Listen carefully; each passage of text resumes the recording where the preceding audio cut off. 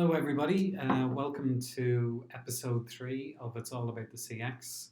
It's myself, Barry Rafferty, Customer Experience Consultant with Oracle, along with John Foley.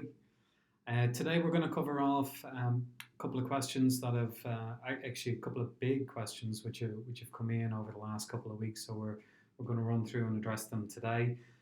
We're going to cover off two of our customers, how we fix things, and the results that have come from that. So without further ado, we'll kick on. So you fix things, John, do you? Well, I do, except my racer bike and chain, which came off at the weekend, but we'll not talk about that.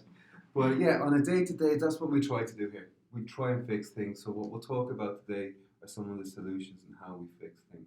Brilliant. And as well as that, like you mentioned, this is actually a question that came in. We've written up the question there. Can we go into a business case for solutions? So thanks very much for the question. Yeah. Look, we've had a lot of different questions come in over the last couple of weeks, but this is one that has kind of resonated with quite a few people. And you know, the question's been asked a couple of different ways to us that we can actually, you know, get into some of the meaty stuff, understand some of our solutions, challenges different companies are having in the marketplace for different reasons. How we're looking to address that using the different platforms that we have, and actually how a number of platforms can kind of come together at the same time. So it's not necessarily one item will fix absolutely everything. We're going to give you a couple of good examples as well, because the two companies that we've picked, the PSA Group and Arevia PLC. So today the focus is a little bit B2B for the PSA Group, and a little bit more B2C down as well for Arevia. So we've tried to kind of balance it off a little bit. So who do you fancy starting with today? Well, look, I'll let because we kind of do this a little bit kind of fly on the ball. I'm going to actually let John ask me the questions today, because I'm the one who's firing questions at John, so I'm going to let him. So I'm going to take over the steering wheel here, and we'll see exactly what we want to do. So we do have two fantastic case studies here, and also, so let's start with I imagine PSA. So who are PSA, Barry? So the PSA Group is, I suppose everybody knows Peugeot cars, they know Citroën, and then the slightly more kind of sporty DS models. They're actually a customer of ours for Oracle Service Cloud and for Oracle Commerce Cloud. Mm-hmm. Now, they've gone, I suppose the best way to kind of look at this is, if you have a look at, we'll say we'll pick one at a time, mm-hmm. and we'll go with Service Cloud first. So what was the challenge originally that they had? Like, look, the challenge that they had, you know, look, they're looking to modernize their call center, right? They sell nearly 3 million cars annually. I think that possibly could be a lot more. And of all these new cars that they're selling, they're all kind of connected motor vehicles, mm-hmm. as well. So if you break down at the side of the road, it's already got this dial home capability, and it's telling the breakdown service, you know, the battery's gone, or there's no coolant, or timing belt, timing chain. I think that's really important as well, because we might be talking about PSA, for example, at the moment, but really, whenever you're listening to these, you should be thinking, how is this relevant to my business? So let's say if I was a retailer and I had one of those coffee machines, and I just purchased 20 of those coffee capsules off you, and also I've used those, am I getting a message back to within my data, for my personal data, to say I've run out of capsules, and then are you sending me a notification, or are you going to contact me saying maybe I should be buying some more? So is that kind of what we're talking about in PSA, kind of the connected? It is. So if you think about how the way modern businesses are operating at the moment, it's very much as a service models, and you know, everyone's trying to be signed up to different subscriptions, no matter what it is. It's very much, you know, kind of gone utility based services, which do you know what? In fairness, I'm a big fan of them. You know, there's a whole convenience thing around them as well. But you know, if you're running a business as well, and if you've got your call center, you're looking to modernize it. But if you've got three brands that you're trying to look after, you know, one of the challenges there you've got to be able to, you know, look at, you know, the likes of your CSAT scores, how you're actually servicing your customers when they ring in. You want to make sure that if there's any kind of grievances, you're expediting them as quick as you can. So Because as well as that, the last thing we want to be is on that phone waiting, listening to that annoying waiting service machine. like look, you want to be serviced as quick as you can. Like if these vehicles are connected and they're already sending a certain amount of information back home, um, to to the main call center, you know you could take a proactive approach to that, to reach out to the customer to say, look, we have a breakdown recovery service on its way, or do you know what, your car is due for a service next month. Would you like us to book it into your nearest dealer? Um, you know, come into our service center. You know, we're offering free winter checks. There's a lot of proactive, you know, services that they can offer on the back of having this connected call center. So the solution that was used here was Oracle Service Cloud, and whoa. Close. Yeah. Like one of the results that they got off the back of this, they were able to increase like their service time. I think it was by 50%. You know, productivity wise, like that's absolutely huge. They were also able to automate, you know, 75% of policy automation. I just like that's What I find really interesting here is, if you don't know, PSA stands for Peugeot, right? Yep. Citroen Yes, and the DS. DS. And these are three different brands all running off the same website. Correct. All off the same central hub, and look, they're able to kind of collapse and condense this instead of having three separate units. For they can actually just have it here, all under the three brands under the one agreement. And as well as that, if I'm the manager for brand on Peugeot and there's another manager for brand on DS, they want to have two different messages and they want to get the right message to the right person, depending on what they're doing. Exactly. Like, look, there's, you know, from I suppose from a brand loyalty point of view, from a marketing point of view, if you know, if you're looking to create this whole brand loyalty, again, like it's, you know, it's a very powerful tool to be able to kind of service your existing customers, again, kind of turn them into brand advocates for your brand.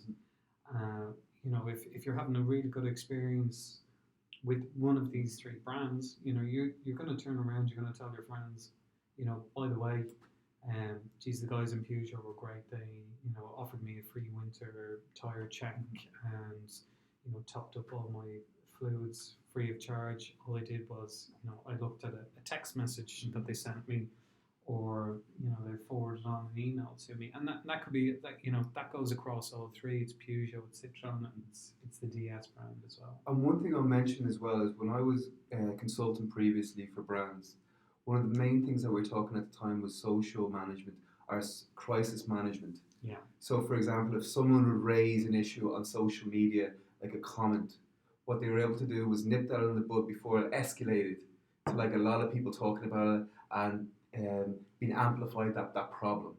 Yeah. What we're able to do is nip it in the bud. Is that right? Yeah. Like, again, like you're talking about a 50% reduction, you know, improvement of CSAT scores across the board. I just think, you know, implementing that type of automation, self-service to customers as well, that proactiveness that you can, as a company, embrace. And it's, you know, it's seen the choppy waters and then been able to calm it down. And as well as that, your service agent or the person at the customer, they have all that information of your previous interactions, of your car's interactions, all that data in front of them. So you don't have to get on the phone and then explain it or in the chat, oh, so what's the issue today, Barry? You don't have to go through that. They know already, so they go, oh, I see such and such is wrong at the moment. Yeah. Like, look, there's like one of the real benefits of implementing the likes of a service cloud is you can dramatically reduce your average call handling times as well. So if you've got a customer who has broken down and they're ringing in, they're trying to say, look, my car has stopped. I don't know why, but the very fact that the car's already dialed home to tell to tell the guys in the service desk, look, there's an issue with the alternator, or you know what, there's no oil in the car. Yeah. Which could happen. Guilty. Oh, well, look, do you know what? Somebody could hit a speed ramp and knock the sump out from the bottom of the car. If a call agent, if an agent dealing with this query already has this information, all of a sudden you've half that call time, and that can have a huge cost associated as well, like with with actually running your call center. For sure.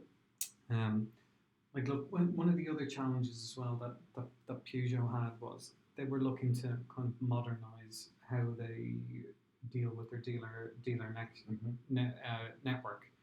So I suppose, look, they were looking to kind of looking to adopt kind of a flexible commerce solution. So after addressing these challenges here around the call center and the service cloud, they were also looking to implement a commerce solution.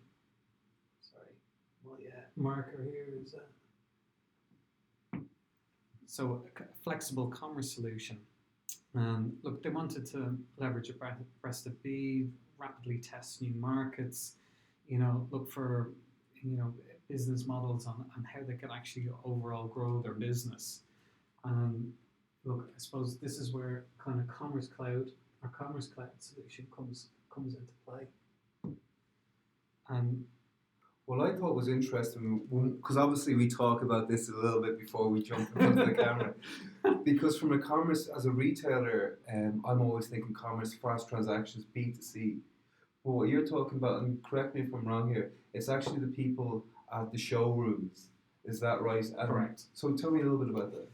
So if you were decided that you were going to go buy a new Peugeot or Citroen or DS model today at lunchtime, and you wanted to go down to a dealership and you'd identify the vehicle that you wanted to have a look at. So you're sitting down, you're engaged with the salesperson in a showroom, or for example, you can actually do this online as well. Okay. on their website, and you want to pick.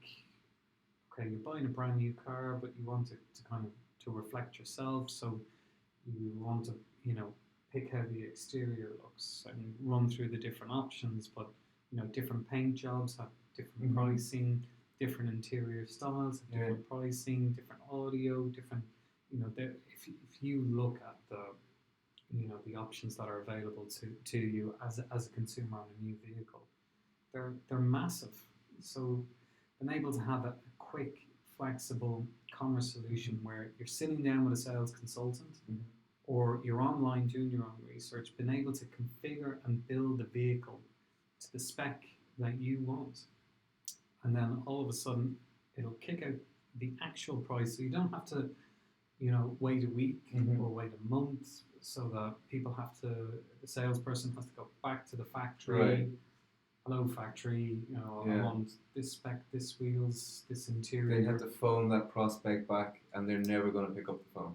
Yeah, exactly. Or they've gone off to a dealer or a vendor that's provided them with the details that they're looking for. Yeah.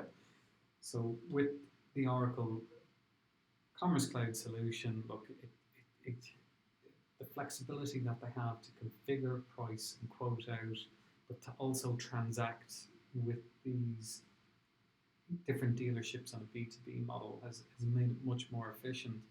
It's enabled their business users, to rapidly, buy, the buying experience is, it's rapidly improved that time. It's lowered TCO by leveraging modern scalable SaaS solutions. And again, it comes back to this as a service model. But what it's also doing is it's adding this, this enhanced customer experience Mhm. that people get when they're booking a holiday online, or if they're buying furniture or buying Mhm. clothing from different Yeah. online retailers. It's really kind of pulls, the automotive industry. Yes, buying a vehicle or buying a car is a huge considered purchase. Mhm. People do a lot of homework Mhm. before they buy. But if you have a company that's already servicing its customers extremely well Mhm. and has got great CSATs online, but they're also providing the service around kind of connected vehicles, knowing problems, being proactive Mhm. about them, but then also giving them this enhanced buying experience. It's it's great that we can actually talk about it. There's a whole reason why they sell 3 million vehicles Exactly. a year across the board. So, do you know what, John? I think it did fix things. We did, definitely in that situation we did. And as well as that, and just the final thing on that is, you're also, by giving the selections and the choices that they can do online as the customer or in the showroom as a salesperson, you're both empowering the salesperson and the consumer. Yes. So therefore they feel Massively. confident in the decision they're making. Yeah, look, customer. When we talk about customer experience, we're talking about empowering staff within a customer, one of our customer sites. Mm-hmm. But they're by them being empowered, they're providing a much better experience to their customers. Like it has a huge knock-on effect, and like this is why over the last couple of weeks, myself and John have been focusing on different elements around customer experience, and been able to fix a problem before it actually exists. I think is a Absolutely. it has speaks volumes. Um, do you want to crack on to the next one? Yeah, let's crack on. Let's dive in. So, Barry, the second business case that we're looking at is Ariva. Yes. And tell me a little bit about them. So look, Arriva PLC are, I suppose, one of the largest providers of passenger transport in Europe. And again, this is one of the reasons why we picked them. Like the solutions that we sell can be for very small startup companies, but we go right the way up to the enterprise price stack.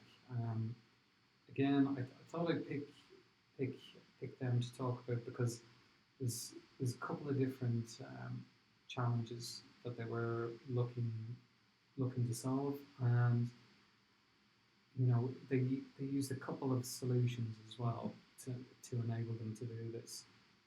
So they were looking for, what they required was a much more flexible system with availability online to provide a better uh, or to manage their customer data better. Um, they also wanted to centralize it. So, like, if you think about them, they're operating in 14 different countries. And tell me a bit about this. Were they a big company to start with, or did they scale up? So did they just collect data as they went along and kind of fix it? No, yeah, like they would have started off as a very small company. I think back in 1938, Mhm. they started with a motorcycle shop in Sunderland. So they're writing down the data back in 1938. Okay. It would have been old school Yeah. ledger. Okay. But through mergers and acquisitions and through organic growth, Mhm. I suppose back in the late 90s, then they would have rebranded themselves as Arriva. Well, look, they are transporting 2.2 billion customers annually. Okay. Like over 2 billion people. Like that Mhm. is just a phenomenal amount of people. So there might be a chance there might be duplicate data on specific individuals with 2.2 billion. Yes, exactly. And been able to centralize that data, um, but then been able to centralize it, but also cleanse it. It's if you clean it properly, and then like the solutions that they used here. So they used Oracle's Sales Cloud, and they also used Oracle's Marketing Cloud. So what they wanted to do was their whole thing was to improve their customer engagement by managing their data better. So this was their challenge. This is what they wanted to do. Because if they can engage with their customers better, there's different incentives that they can offer them. Yeah. There's different special offers, information that they can actually leverage, gain. So if they know that John, for example, is taking the same trips over and over again, they know that John is a commuter who's going from A to B, but he's never really going to C. But like, how do they entice John to maybe use additional services that they're providing? So I can give you an example. So I do mystery shopper all the time for anyone that I want to talk to, because what I want to do is I want to go into the room, give them some value to start with, and okay, let's actually go through and see if there's a solution there that works. So I was chatting to a retailer, and I signed up for their newsletter. I picked something, put it in the basket, and from within 30 days, within 6 weeks, I got 43 emails from that one company. 43. And I gave them exactly who I was. I gave them exactly what I was interested in, the product I was interested in, and they were still shooting me generic emails. 43 of them. So you can imagine, if I wasn't a mystery shopper and I didn't want to do this, unsubscribe, unsubscribe, unsubscribe. Yeah, like look, it's like one of the results, and this is why I like this. Like by centralizing the customer data, it improved their reporting. So, but it also improved their insights into their customers' behaviors. So knowing that again, if people are purchasing tickets online or passes online. Now again, this is across like multiple travel platforms. It's bus, it's rail, it's water taxi. There's taxi sharing service that they do in another geography as well. But this is just helping them because they've got this better reporting and customer insights. They can actually streamline their sales and marketing process. It's and look, I and myself and John have various different backgrounds. Um, in our sales careers and our consultancy careers, like one of the things that they wanted to do as well was reduce third party costs around their advertising and marketing spends, because they had all their own customer data, but after they were able to cleanse it and centralize it, clean it, use it properly, they were able to eliminate a lot of additional I might just ask you a question, because we have this conversation a lot, and sometimes we will lead with, I don't want to call it jargon, but it's kind of jargon.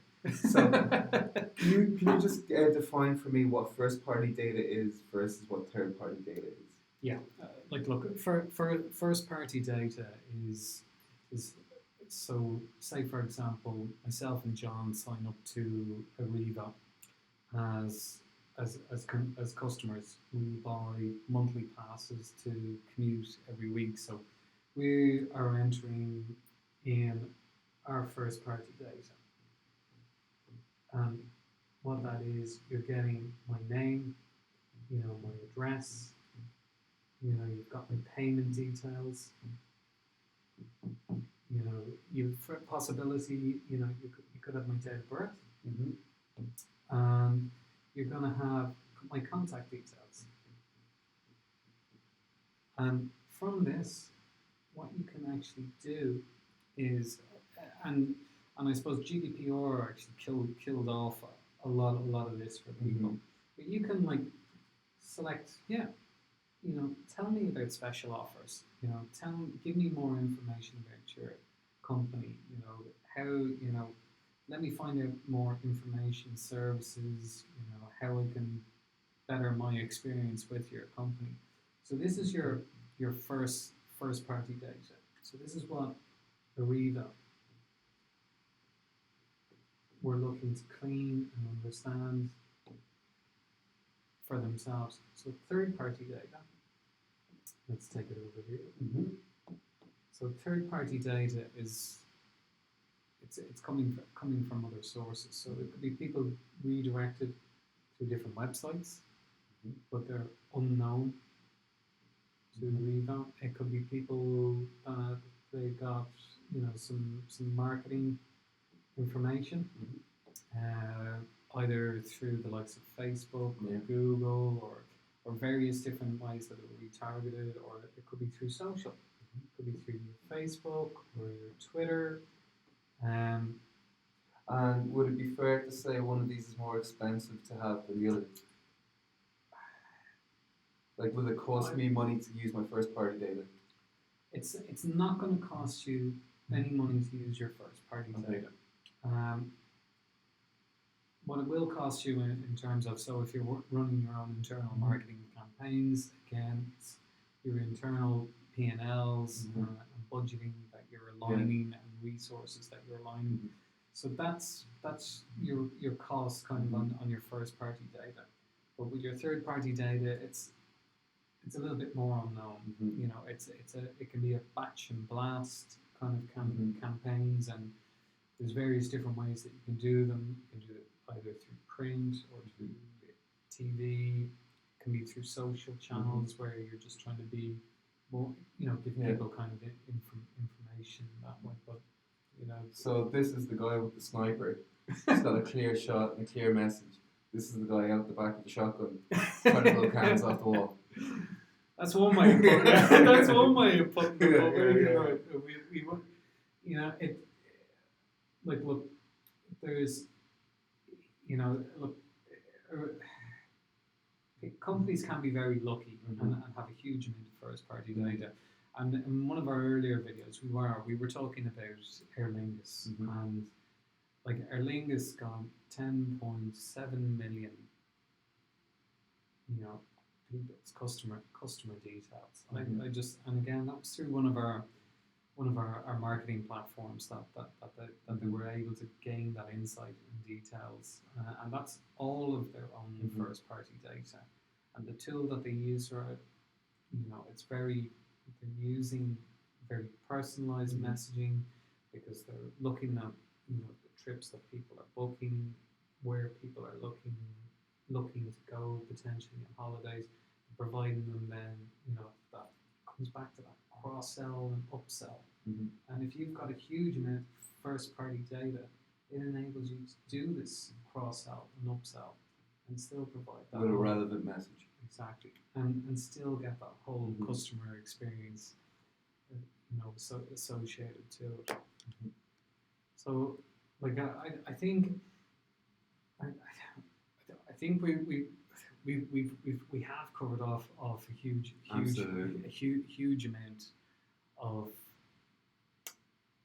of details there.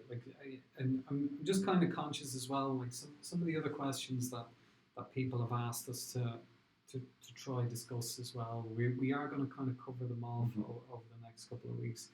There's a huge one, which Brexit. Yes, I said it. Brexit is a huge one, because it has the potential to impact every company, every person within Europe, within the UK, massively. And I suppose I'd like to think that people and companies are a little bit more pragmatic 100%. in their approach. What we want to be able to do as well is we want to be able to have a certain plan on what we're going to implement and how we're going to execute it, and look at the different variables. So I think we might actually bring in someone for that. Yeah, I think what we'll do, we'll bring in a number of people over a couple of weeks, because there's a lot of different areas that we will need to kind of cover off, because there's the whole kind of commercial elements of B2B companies, but then there's a huge amount in the B2C because John looks after a huge amount of online retailers.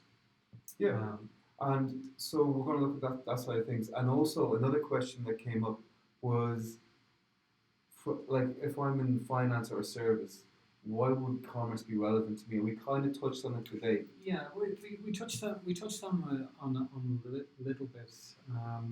Like there's a lot as well to cover under the travel, transport, logistics, and there's a few things as well that kind of crop up around Brexit and the impacts that can have on companies. And unfortunately, you know, we've seen what's happened over the weekend with the likes of Thomas Cook. yeah.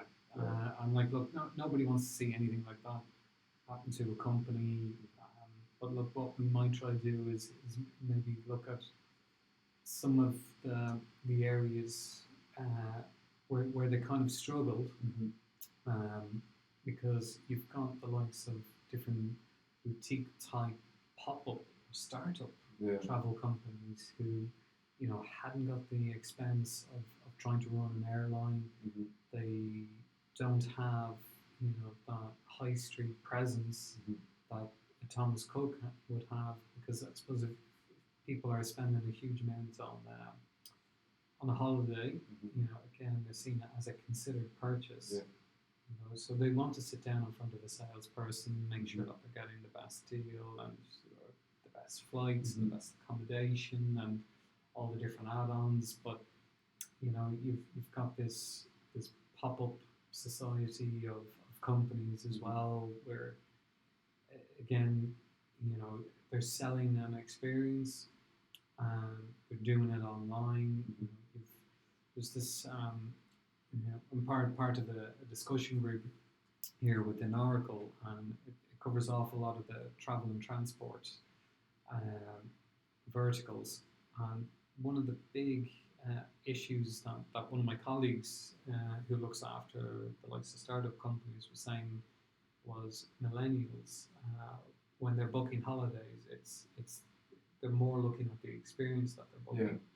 And you've got as well now a whole generation of tech savvy consumers who would rather, you know, do their own research online, have a look at social, and then they'll go do their own research and purchase that way. And you can see this, and a lot of the market are doing that.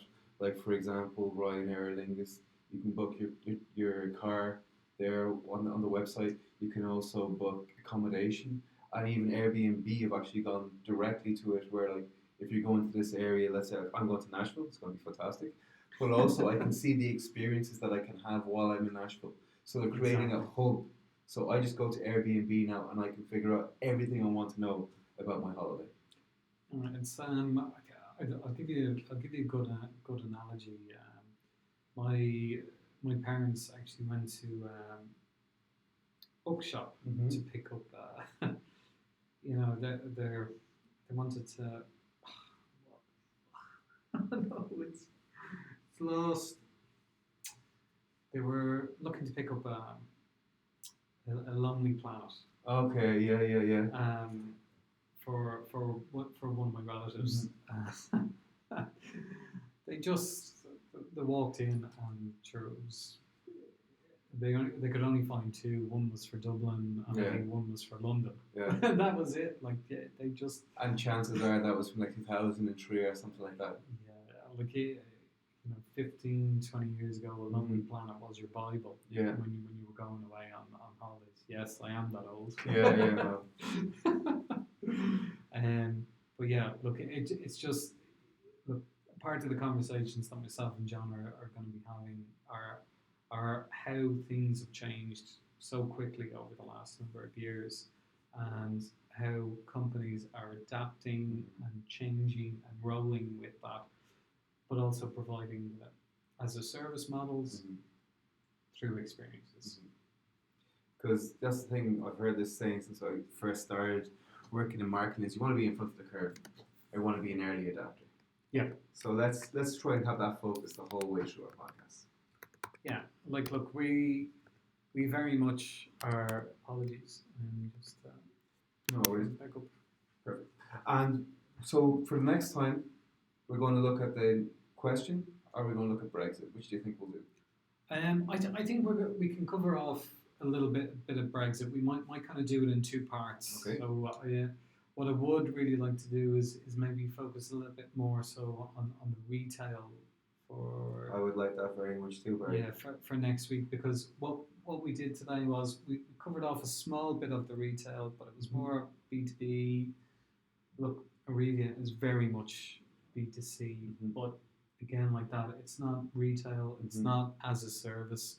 I definitely think we need to, have a look at the commerce play around retail and the importance that it has, and then also as well, I think we should talk about maybe just focus on commerce actually a bit more for next week, but why commerce is becoming important for non Yeah. e-commerce companies, and potentially why they should look at it.